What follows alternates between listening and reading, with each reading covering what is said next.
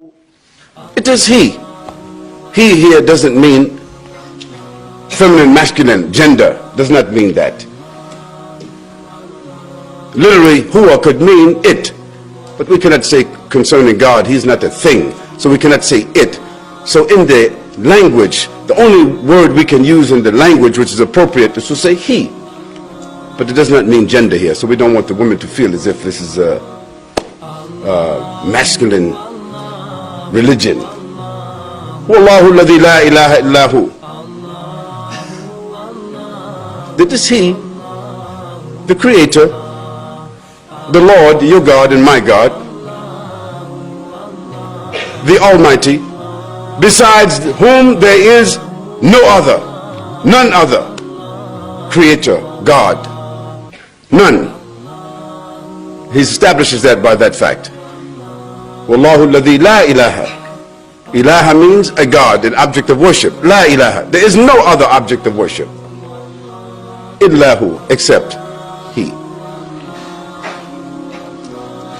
Alimul ghaib. He is the seer, the knower. He is the knower of the unseen. And what is the unseen? The unseen is the unknown. It is the unseen without the eye, the unfathomable, the unimaginable. He is the knower of that. He is the knower of what you have done yesterday and what you will do tomorrow. And he is the knower of all those generations before you and all those generations after you. He's the knower of what is in the dark. He's the knower of what is in the light. He knows what's inside the ocean. He knows what's inside the sky. He knows what there was before the creation came about, because the creation came from his word. And he's the knower of that. He knows what's inside your heart right now. And he knows what you will do when you leave and what your thoughts will be, because he has fashioned you and made you. So he should know. Whatever's hidden from you, he knows. And he is also a shahada. He is the witness of what the human beings have said, will say, are saying, thinking. He's the witness. And he has scribes who are writing all the time. He is Rahman Rahim. He is the most merciful. He is the most compassionate.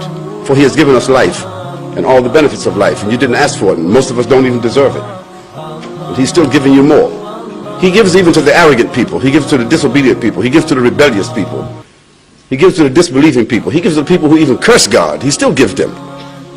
He could blind them. He could obliterate them. He could just make them into nothing. But he continues to give them because he can give.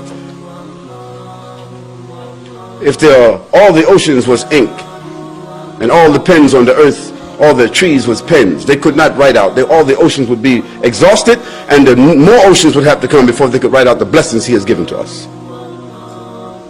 This is his nature. He is Al-Malik. He is the king. He is the real sovereign. Not the kings of the east, the kings of the west, the kings of the past, and the kings of the present and future. Those are not real kings.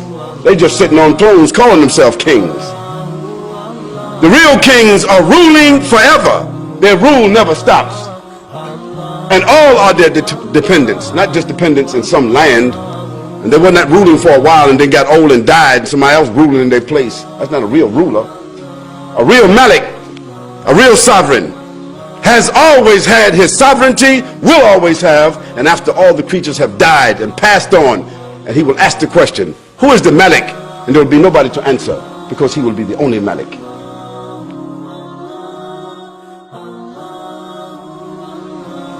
He's Al-Mu'min, he's the guardian of faith. Al-Muhaymin, he's always watching, guarding, being aware, protecting whatever he has made from anyone to touch, to see, to approach, except by his permission. He is Aziz, the power, the one who's holding all the power. You don't have any power. Nobody has any power. This whole universe can go into what is called implosion tomorrow, and it disappears like it was never here before, and in its place he can create a new universe, a new group of people just like that, because he has that power. He is Aziz. No creatures have that kind of power.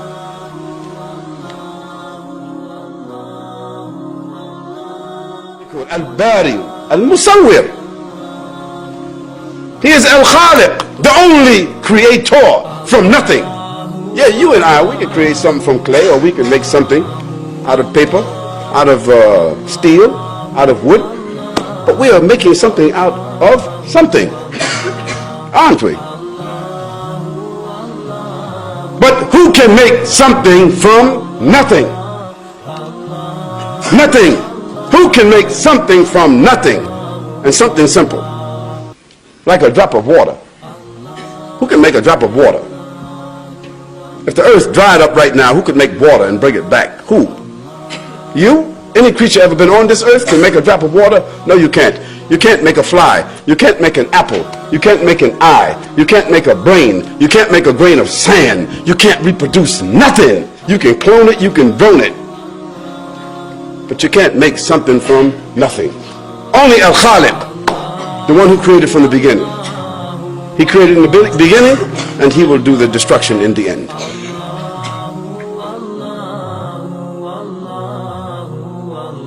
He is Al-Bari. He's the one who is existing. We are not really existing. We're just a thought. We're just something moving. He's Al-Musawwir. He's the creator of all shapes and forms and colors. There's not a human being in this room, and there's not a human being anywhere on the earth that look exactly like you or like me. Yeah. If a woman could give birth to 20 children, they will all have different personalities. Look at that. If they were all so-called identical twins, you'd look at them, and the one got a dot over here and a dot over there, not really identical. Because he is Al-Musawwir. That is, he is creating and making everything with diversity, forms and shapes and colors and sizes you cannot even imagine. Even the baker, he can't make all biscuits the same, because the creator has made it so that everything has its own set of diversity.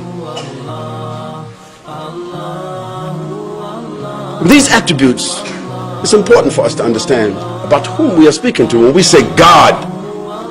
Well, some people, they think, well, maybe that's me, God inside of me. I got God in me. Well, you need to think about that when you say God in me. Well, who is God? How can God be in you? You could be inspired by God. You can have the word of God in you. You can have the feeling and the inspiration that comes from God. You can be guided by God. But God is great, and greater than even the word great. And he doesn't occupy a tree, he doesn't occupy a rock, and he doesn't occupy the mind or inside a human being bowels or chest. It's impossible. We know what you mean, but you don't know what you're saying.